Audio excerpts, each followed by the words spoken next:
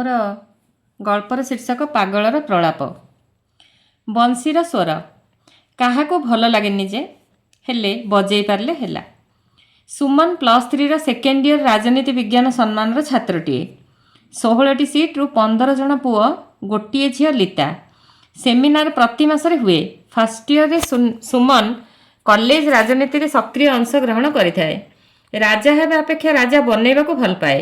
College election रे से जहाको support करे प्राय सेमानकर विजय होइथाए। डिपार्टमेंट रे 3 वर्षर पिलांकु नेई बेले बेले बनभोजी हुए।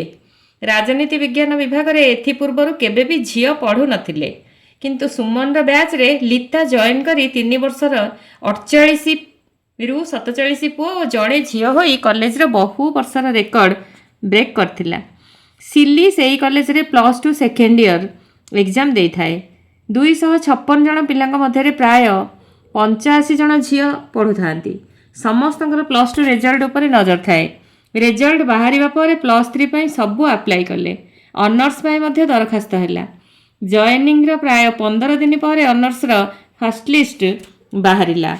आगरु साइकोलॉजी डिपार्टमेंट रे 16 सीट रु प्राय 12 रु 13 झियो रहंती। अन्य गुड़ाकरे ठीक ठाक, किंतु ए वर्षर राजनीति विज्ञान प्रथम तालिका सारा कॉलेज रे चहल सृष्टि करला। 9टी जाक झियो गर्ल्स कॉमन रूम उठुथाए पड़ुथाए। +2 रे आगुआ नंबर रखिथिबा प्राय सबु झियो राजनीति विज्ञान विभाग रे। बाकी रही थाए किए जॉइन हेउछि कि नाही, कारण केते जन को अन्य विभाग रे मध्ये मिली थाए, किंतु 9 रु 9 झियो समस्ते आसीगले राजनीति विभाग को। सेकेंड लिस्ट रे बाकी 7 जन पुओ जॉइन कले। 16 जन को नहीं क्लास हैला बेले झियो माने भारी खुशी थांदी। किछि दिन परे सेकेंड और third year students first year students को डिपार्टमेंट को स्वागत करने पाई आयोजन कले। डिपार्टमेंट रे फर्स्ट इयर रे झियो माने प्रवेश करू करू सिलीर नजर कांथरे पड़िला। गोटे बड़ बैनर रे लेखा थिला षंढ डिपार्टमेंट रे गाई। सबु सांग माने हसिले, जेतिकी रागिले मध्य। सुमन उक्त उत्सव रे मुख्य भूमिका नहीं थाए। प्रारंभिक संगीत परे सुमन बंशी बजेइला। समस्ते शुणु शुणु मजी जाई थांती। भोजी भातर आयोजन भी होई थाए। मझिरे शत्रुशल्य सार सिल्ली को गोटे गीत गाइबा पाई कहिले। गीतटी गाइबा परे सिल्ली समस्तंकर आकर्षणर केंद्रबिंदु पालटी जाई थाए। सुंदर चेहरा को लंबा चुट्टी आ ईश्वर प्रदत्त सुंदर कंठटी। खियापिया सारी समस्ते फेरिले खुशी रे घर को। सुमन आउ सिल्ली दुही को घर गोटाए साहिरे। बेले बेले बही और नोट्स दियानिया समय साक्षात आकर्षण रे पालटी जाई थाए। सकाळे सुमन प्राय 2-3 मिनिट बंशी बजाए बारंडारे बसी।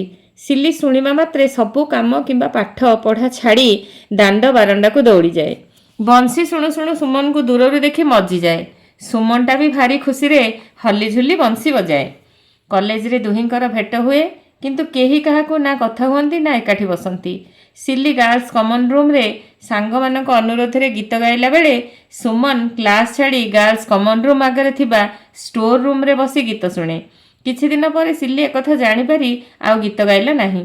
बहुत दिन हैला सिल्लीर गीत शुणी नथिबारु पुरुणा बिल्डिंग पाखरे सुमन सिल्ली को पचारिला, आउ गीत कौन पाई से गाउ नाही। सिल्ली मो इच्छा कही चली जाउथिला, किंतु सुमन पछरु ता हाथ को टाणी धरी अटकई देला। सत कह सिल्ली, मु तो गीत न शुणिले मोर मन भल लागु नाही। मु पाठ ठीक रे पढ़ी पारु नाही। कौन हेची कह, मो उपरे कौन तोर टिके भी दया नाही। सुमन रो एमिति कथा सिल्ली को भारी कष्ट देला। से सुमन को कहिला, मोर गीत शुणिबाकू तुमे तुम क्लास बंद करी चली आसुतिल, आउ तुमर पाठ नष्ट हेउची बोली भाबी मु आउ गीत बोलु नाही। सिल्लीर एमिति उत्तर सुमन को खूब खुशी देइथिला। हेले से सिल्ली को कहिला, अरे पागली, मोर भल करबाकू चाहि तू परोक्षरे मते कष्ट देउथुलु एवं मोर पाठ मध्ये नष्ट हेउथिला। तेणु 2 जनकर लिजर टाइम देखी सिल्ली गीत गाइबो बोली ठीक करी दुहे घर को फेरीगले। राति रे सिल्ली केवल सुमन कथा भाबुथिला और सुमन मध्य सिल्लीर कथा। एमिति काहेकि फिलिंग्स हेउछि बोली दुहे उत्तर पाउ न थांती। कॉलेज इलेक्शन पाख हैला। सुरेश पात्र सुमन रो सांग प्रेसिडेंट पाई कंटेस्ट करुथाए। सुमन सांग को जितेइबा पाई आप्राण चेष्टा करुथाए एवं सिल्लीर साहाय्य मध्य लोडुथाए। बेले बेले 3 जन एकाठी बसी प्लानिंग करंती मीटिंग पाई। Why I stand for meeting ରେ ସୁମନ ଓ ସିଲି ଦ୍ୱାରା ପ୍ରସ୍ତୁତ ଚିଠା ଅନୁସାରେ ସୁରେଶ ଭାଷଣ ଦେଲା। ଇଲେକ୍ସନ ସରିଲା, ସୁରେଶ ଜିତିଗଲା ଏବଂ କଲେଜରେ ପ୍ରେସିଡେଣ୍ଟ ହେଲା। ତିନି ଜଣ ଭାରି ସାଙ୍ଗ ହୁଅନ୍ତି, ପାଖାପାଖି ଘର। ସୁମନ ସୁରେଶ ଓ ସିଲିକୁ କହିଲା, ଭାଇ ଭଉଣୀଙ୍କ ସହ ମିଶି ସମସ୍ତେ ଫିଲ୍ମ ଯିବା ପାଇଁ। ତିନି ଜଣ ନିଜ ଭାଇ ଭଉଣୀଙ୍କ ସାଙ୍ଗରେ ମିଶି ଫିଲ୍ମ ଦେଖିଗଲେ। ସୁମନର ଛୋଟ ଭଉଣୀ ସିଲି ପାଖରେ ବସିଥିଲା, ତାର ଟିକେଟ ନଥିଲା। ସୁମନ ଚଳଚ୍ଚିତ୍ର ଆରମ୍ଭ ହେଲା ପରେ ଭଉଣୀକୁ କୋଳରେ ବସାଇ ସିଲି ପାଖରେ ଥିବା ସିଟ୍ରେ ବସିଗଲା। ବୋଧହୁଏ ସିନେମା ଦେଖିବା ତାର ଉଦ୍ଦେଶ୍ୟ ନଥିଲା, ସେ କେବଳ ସିଲି ପାଖରେ 3 ଘଣ୍ଟା ବସିବାକୁ ଚାହୁଁଥିଲା। ସିଲିର ହାତ ସୁମନର ହାତ କିଛି ଦୂରତା ଥିଲେ ମଧ୍ୟ ସିଲି କିଛି ଅଜବ ଅନୁଭବ କରୁଥିଲା। କିଛି କ୍ଷଣ ପରେ ସୁମନ ଶୋଇପଡ଼ିଥିଲା ଓ ଧୀରେ ଧୀରେ ତାର ମୁଣ୍ଡ ସିଲିର କାନ୍ଧରେ ରହିଥିଲା। ସୁମନକୁ ଉଠେଇ ଦେବାକୁ ଚାହିଁ ମଧ୍ୟ ସିଲି ଉଠେଇ ପାରୁନଥିଲା। ହୁଏତ ସେ ଚାହୁଁଥିଲା ତାର କାନ୍ଧ ସବୁଦିନ ସୁମନର ଆଶ୍ରୟ ହେଉ। ସିନେମା ସରିଯାଇଥିଲା। ଘରକୁ ଫେରୁ ଫେରୁ ସିଲି ପଚାରିଲା, ସିନେମା ଦେଖିବାର ନଥିଲା ଯଦି ଆସିଥିଲ କ'ଣ ପାଇଁ? ସୁମନ ନୀରବ ରହିଲା। ଦୁହେଁ ଦୁହିଁଙ୍କୁ ପଢ଼ାପଢ଼ିରେ ଖୁବ୍ ଟକ୍କର ଦିଅନ୍ତି। ଅବୁଝା ଥିଲେ ଡିସ୍କସନ୍ କରି ନିର୍ଯାସରେ ଉପନୀତ ହୁଅନ୍ତି। ଖୁବ୍ ଭଲ ବନ୍ଧୁ ହିସାବରେ ରାଜନୀତି ବିଜ୍ଞାନ ବିଭାଗରେ ଦୁହେଁ ଚର୍ଚ୍ଚାରେ ରହନ୍ତି। ଏଥିମଧ୍ୟରେ ସିଲିର ବାହାଘର ଠିକ୍ ହୋଇଥାଏ। ସୁମନ ନୀରବ ରହେ। ସିଲି ବାହା ହୋଇ ଚାଲିଯାଏ। ଶାଶୁଘରେ ସିଲି ସମସ୍ତଙ୍କ ସହ ମିଳିମିଶି ଚଳୁଥିଲେ ମଧ୍ୟ ସୁମନର ଅଭାବ ଖୁବ୍ ଅନୁଭବ କରେ। ଫୁରୁସତରେ ସୁମନ କଥା ଭାବି ଧାରେ ଲୁହ ଗଡ଼େଇ ନିଜକୁ ସମ୍ଭାଳି ନିଏ। ନିଜକୁ ନିଜେ ପ୍ରଶ୍ନ କରେ, ସୁମନ କେମିତି ଥିବ? କ'ଣ ସେ ମନେ ପକାଉଥିବ? ସେ ଯାହା ହେଉ ଖୁସିରେ ରହୁ ବୋଲି ଭଗବାନଙ୍କୁ ଜଣେଇ ଦେଇ ନୀରବିଯାଏ ସିଲି। ଧୀରେ ଧୀରେ ସିଲିର ଜଞ୍ଜାଳ ବଢ଼ିଯାଏ। ଶାଶୁ, ଶ୍ୱଶୁର, ନଣନ୍ଦ, ଦିଅର, ସ୍ୱାମୀ ଆଉ ପିଲାମାନଙ୍କର ଗହଣରେ ସମୟ କେତେବେଳେ ସରିଯାଏ ଜାଣିପାରେ ନାହିଁ। ଗାଁକୁ ବୁଲିଗଲା ବେଳେ ସେ ଆଉ ସୁମନକୁ ଦେଖେ ନାହିଁ, କାରଣ ସୁମନ ଉଚ୍ଚଶିକ୍ଷା ପାଇଁ ସହରକୁ ଚାଲି ଯାଇଥାଏ। ଲାଗେ ଦୁଇଜଣ ଗୋଟିଏ ଜାଗାରୁ ବିପରୀତ ମୁହଁ କରି ଚାଲି ଯାଇଛନ୍ତି। ବେଳେବେଳେ ଭାଇ ଭଉଣୀଙ୍କୁ ପଚାରି ସିଲି ଆଶ୍ୱସ୍ତ ହୁଏ ଯେ ସୁମନଟା ଗୋଟେ ଅଫିସର ହୋଇଛି, ନାଭାଲରେ କାମ କରୁଛି, ଲଭ୍ ମ୍ୟାରେଜ୍ କରିଛି, ପୁଅ ଝିଅ ଓ ସ୍ତ୍ରୀ ସହ ଖୁବ୍ ଖୁସିରେ ଅଛି। କାହିଁକି କେଜାଣି ସୁମନର ଖୁସି ଖବର ପାଇଲେ ସିଲି ଭାରି ଖୁସି ହୁଏ, ଭଗବାନଙ୍କୁ ଅଶେଷ ଧନ୍ୟବାଦ ଦିଏ। ଏମିତି ଅନେକ ବର୍ଷ ବିତିଯାଏ, କିନ୍ତୁ କେହି କାହାକୁ ଭେଟିପାରି ନଥାନ୍ତି। ହଠାତ୍ ଦିନେ ବୋଉଙ୍କ ସହ ସିଲି ଫୋନରେ କଥା ହେଉ ବୋଉ କହିଲେ, ସୁମନର ଆକ୍ସିଡେଣ୍ଟ ହୋଇଛି, ମରିବ କି ବଞ୍ଚିବ ଜଣାପଡ଼ୁନାହିଁ। ଶୁଣୁ ଶୁଣୁ ସିଲି ଭେଁ ଭେଁ ହୋଇ କାନ୍ଦି ଉଠିଲା। ଲାଗୁଥିଲା ତା ପାଦ ତଳୁ ପୃଥିବୀ ଖସିଯାଇଛି, ଆକାଶଟା ତା ମୁଣ୍ଡରେ ଛିଡ଼ି ଯାଇଛି। ତା ପିଲାମାନେ ତାକୁ ସମ୍ଭାଳିବାକୁ ଚେଷ୍ଟା କରୁଥିଲେ ମଧ୍ୟ ସେ ଅଧୈର୍ଯ୍ୟର ଶେଷ ସୀମାରେ ପହଞ୍ଚି ଯାଇଛି। ସୁମନ ପାଖକୁ ଧାଇଁ ଯିବାକୁ ତା ମନ ଚାହୁଁଛି, କିନ୍ତୁ ପାଦଟିଏ ମଧ୍ୟ ଘୁଞ୍ଚି ଯାଇ ପାରୁନାହିଁ। ନିଜକୁ ସମ୍ଭାଳି ସେ କେବଳ ଭଗବାନଙ୍କୁ ଡାକିବାକୁ ଆରମ୍ଭ କରିଛି। ତା ଜୀବନ ବଦଳରେ ସୁମନକୁ ବଞ୍ଚେଇ ଦେବାକୁ ଭଗବାନଙ୍କୁ ଅଳି କରୁଛି। ଧୀରେ ଧୀରେ ଆଖିର ଲୁହ ପୋଛି ନିଜକୁ ସମ୍ଭାଳି ନେଇଛି ସିଲି। ସକାଳ ପୂଜା ଓ ସନ୍ଧ୍ୟା ପ୍ରାର୍ଥନାରେ ନିଜ ପରିବାରର ସୁଖ ମନାସୁଥିବା ସିଲି ଏବେ ସୁମନକୁ ଭଲ କରିଦେବାକୁ ଭଗବାନଙ୍କୁ କହିବାକୁ ଜମାରୁ ଭୁଲୁନାହିଁ। ସେ ଭଲ ହେଲେ ଘର ଇଷ୍ଟଙ୍କ ପାଖକୁ ଖାଲି ପାଦରେ ଚାଲି ଚାଲି ଯାଇ ଦୀପ ଦେବାକୁ ମନସି ବସିଛି। ଜାଣିନି ତାର ସମ୍ପର୍କ କ'ଣ ସୁମନ ସହ, ତଥାପି ମନେ ମନେ ଗୋଟେ ହସ୍ପିଟାଲର ଛବି ଆଙ୍କି ବସୁଛି। ସୁମନର ଶଯ୍ୟା ନିକଟରେ ରାତି ରାତି ଉଜାଗର ରହି ସେବା କରିବାର ଭାବନାରେ ମଗ୍ନ ରହୁଛି। ଏମିତି ଅନେକ ଦିନ ବିତି ଯାଇଛି। ସକାଳ ପୂଜା ସାରି ଆସୁ ଆସୁ ବୋଉଙ୍କ ଫୋନରୁ ସୁମନର ଚେତା ଫେରିବା ଖବରଟା ପାଇ ସିଲି ଖୁସିରେ ଆତ୍ମହରା ହୋଇ ହାତ ଯୋଡ଼ି ଭଗବାନଙ୍କୁ କୃତଜ୍ଞତା ଜ୍ଞାପନ କରିଛି। ଜଞ୍ଜାଳମୟ ଜୀବନରେ ନିଜ କଥା ଭାବିବାକୁ ସମୟ ପାଉନଥିବା ସିଲି ଘରକୁ ଫୋନ କରି ସୁମନର ଭଲମନ୍ଦ କଥା ସବୁ ବୁଝି ନେଉଛି। ଦଶହରା ଛୁଟିରେ ପିଲାମାନଙ୍କୁ ନେଇ ଗାଁକୁ ବୁଲି ଆସିଥାଏ ସିଲି। ପ୍ରାୟ ସବୁ ସାଙ୍ଗମାନଙ୍କ ସହ ତାର ଦେଖା ହେଲା। ସମସ୍ତଙ୍କର ଭଲମନ୍ଦ ପଚାରି ବୁଝିବା ସହ ସୁମନ କଥା ପଚାରି ବୁଝିବାକୁ ଜମାରୁ ସଙ୍କୋଚ ମଧ୍ୟ କରୁନଥାଏ ସିଲି। ରଞ୍ଜିତା ତାର କଲେଜ ପଢ଼ା ସମୟର ଖୁବ୍ ଭଲ ସାଙ୍ଗ। ସମସ୍ତଙ୍କ କଥା ପଚାରୁ ପଚାରୁ ସୁମନର କଥା ପଚାରି ବସିଛି ରଞ୍ଜିତାକୁ। ରଞ୍ଜିତା ଗାଁ ଝିଅ ଆଉ ଗାଁ ବୋହୂ, ତେଣୁ ଗାଁର ପ୍ରାୟ ସବୁ ଖବର ତା ପାଖରେ ସୁମନ କଥା ପଚାରିବାରୁ ସେ ହଠାତ୍ ମନ ଦୁଃଖ କରି କହିଲା ଯେ ସୁମନର ଦୁର୍ଘଟଣା ପରେ ସୁମନ ଏବେ ଭଲ ତ ହୋଇଛି, କିନ୍ତୁ ତା ମୁଣ୍ଡ ଆଉ କାମ କରୁନାହିଁ। ପାଗଳଙ୍କ ପରି କଥାବାର୍ତ୍ତା କରୁଛି, ନିଜେ ନିଜେ ଖୁବ୍ ଗପୁଛି। ତା ପରିବାର ଆଉ ପିଲାଛୁଆଙ୍କ କଥା ଏବେ ତା ସ୍ତ୍ରୀ ବୁଝୁଛନ୍ତି। ସୁନ୍ଦର, ଶାନ୍ତ, ସରଳ ଆଉ କଲେଜ ତଥା ନିଜ ଗାଁର ରାଜନୀତିକୁ କଣ୍ଟ୍ରୋଲ କରୁଥିବା ସୁମନ ଏବେ ପାଗଳ ସୋମୁ ବନିଯାଇଛି। ବିତି ଯାଇଥିବା ସବୁ ଘଟଣାକୁ ପୁଙ୍ଖାନୁପୁଙ୍ଖ ଭାବେ ବଖାଣି ବସୁଛି। ଟିକିଏ କଥାରେ ଲାଜରେ ଲାଜେଇ ଯାଉଥିବା ସୁମନ ଏବେ ଗୋଟେ ଖୋଲା ବହି ପାଲଟି ଯାଇଛି। ତାର ଜୀବନର ପ୍ରତ୍ୟେକ ପୃଷ୍ଠାକୁ ଯେ କେହି ମଧ୍ୟ ବିନା ବାଧାରେ ପଢ଼ିବାକୁ ସକ୍ଷମ ହେଉଛନ୍ତି।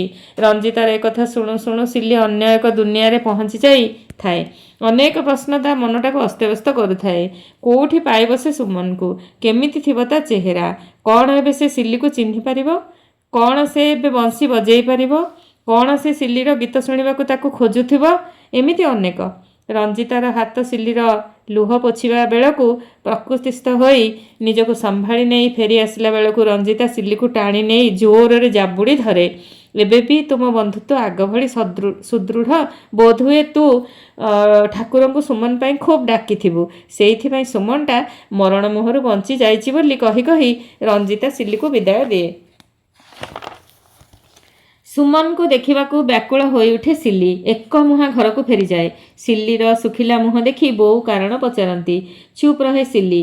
ସାନ ଭାଇ ଚନ୍ଦ୍ରକୁ କହେ ତାକୁ ଟିକେ ସୁମନ ପାଖକୁ ନେଇଯିବାକୁ। ଚନ୍ଦ୍ର ବୁଝିପାରେ ତା ଦିଦିର ମନ କଥା। ନେଇଯିବି ଯେ, କିନ୍ତୁ ବର୍ତ୍ତମାନ ତାଙ୍କୁ ପାଇବି କୋଉଠୁ? ଦୁଇଟା ଆଶାବାଡ଼ି ଧରି କୁଆଡ଼େ ବୁଲୁଥିବେ ଯେ ବୁଲୁଥିବେ। ବେଶୀ ରାତି ହେଲା ପରେ ଯଦି କେହି ଘରକୁ ନେଇ ଛାଡ଼ିବେ ତେବେ ସେ ଘରକୁ ଯାଆନ୍ତି। ଠିକ୍ ମନେ ପଡ଼ୁନି କେତେଦିନ ତଳର କଥା। ମୋର ତାଙ୍କ ସହ ଦେଖା ହୋଇଥିଲା ଚା ଦୋକାନରେ। ଚା ଗୋଟେ ମୋତେ ମାଗିଥିଲେ। ଆଉ ଆମ ଘରର ସମସ୍ତଙ୍କ କଥା ପଚାରୁଥିଲେ। ତୋ କଥା ବି ପଚାରୁଥିଲେ। ମୋ କଥା କ'ଣ ପଚାରୁଥିଲେ? ଅତି କୌତୂହଳରେ ଚନ୍ଦ୍ରକୁ ପଚାରିଲା ସିଲି। ଉତ୍ତରରେ ଯାହା ଶୁଣିଲା ବାକ୍ଶୂନ୍ୟ ହୋଇ ପଥର ପରି କେବଳ ଭାଇର ମୁହଁକୁ ଜୁଳୁ ଜୁଳୁ ଚାହୁଁଥିଲା। ଚନ୍ଦ୍ର କହୁଥିଲା, ସିଲି ଏବେ କେମିତି ଅଛି? ତା ପିଲାମାନେ ଭଲ ଅଛନ୍ତି କି? ତା ବର ନିଶ୍ଚୟ ଗୋଟେ ଭାଗ୍ୟବାନ ହୋଇଥିବ। ମୁଁ ତାକୁ ଖୁବ୍ ଭଲ ପାଉଥିଲି, କିନ୍ତୁ କେବେ ବି କହିପାରିନଥିଲି। ମୁଁ ସେତେବେଳେ କିଛି ବି କରୁନଥିଲି। କହିବା ପାଇଁ ସାହସ ନଥିଲା। ହଠାତ୍ ତାର ବାହାଘର ହୋଇଗଲା। ଭାରି କଷ୍ଟ ହୋଇଥିଲା ମୋତେ। ଜାଣିନି ସେ ମୋତେ ଭଲ ପାଉଥିଲା କି ନାହିଁ, କିନ୍ତୁ ଲାଗୁଥିଲା ସେ ମୋତେ ଖୁବ୍ ଭଲ ପାଏ। ପାଗେଳିଟେ ଥିଲା। ମୋର ଶୁଭ ମନାସୁ ମନାସୁ ମୋ ପାଖରୁ ଖୁବ୍ ଦୂରକୁ ଚାଲିଗଲା ଯେ ଚାଲିଗଲା। ଭାଇ ମୁହଁରୁ ସୁମନ କହୁଥିବା କଥାକୁ ସିଲି କେବଳ ଶୁଣୁଥିଲା। ଆପେ ଆପେ ତାର ଦୁଇ ହାତ ଯୋଡ଼ି ହୋଇଯାଉଥିଲା ଆଉ କହିଲା, ହେ ଭଗବାନ, ତାକୁ ଭଲ କରିଦିଅ। ଅମାନିଆ ଲୁହ ଗଡ଼ି ଯାଉଥିଲା। ଆଣ୍ଠୁ ମାଡ଼ି ଲଥ୍ କରି ତଳେ ବସି ପଡ଼ିଲା ସିଲି। ସୁମନ ପାଗଳ ବୋଲି ଦୁନିଆ କହୁଥିଲେ ମଧ୍ୟ ତାର ପ୍ରଳାପ ଖୁବ୍ ନିଜର ଥିଲା ସିଲି ପାଇଁ। ନିଜକୁ ବୁଝେଇ ଲୁହ ପୋଛି ଚୁପ୍ ହେଲା। ଚନ୍ଦ୍ର ଡାକୁଥିଲା ସୁମନ ପାଖକୁ ନେଇଯିବା ପାଇଁ, ହେଲେ ସେ ଯିବା ପାଇଁ ମନା କରିଦେଲା। ତା ମନ ଚାହୁଁନଥିଲା ସୁମନର ଅସହାୟ ଚେହେରାକୁ ଛବି କରି ହୃଦୟରେ ରଖିବାକୁ। ସେ ସେଇ ପୁରୁଣା ବୁଦ୍ଧିମାନ, ସୁନ୍ଦର ଆଉ ସାହସୀ ସୁମନକୁ ନିଜ ସହ ନେଇ ଫେରି ଆସିଲା। ବନ୍ଦ ପଲକରେ ସେଇ ହଜି ଯାଇଥିବା ଦିନକୁ ଖୋଜି ଖୋଜି। ଧନ୍ୟବାଦ।